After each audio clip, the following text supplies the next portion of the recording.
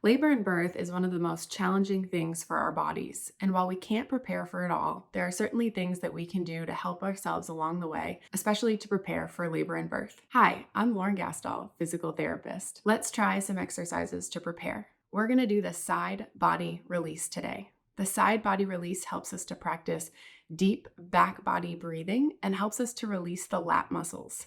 The lat muscles attach onto the pelvis and can help open the pelvis and get us ready for birth. Start on all fours. Shift your hips back into a child's pose position.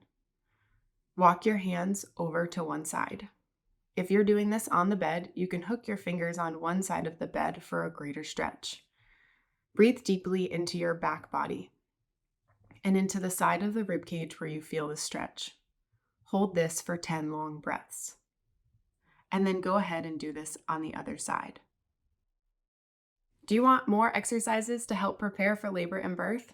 Let us know in the comments.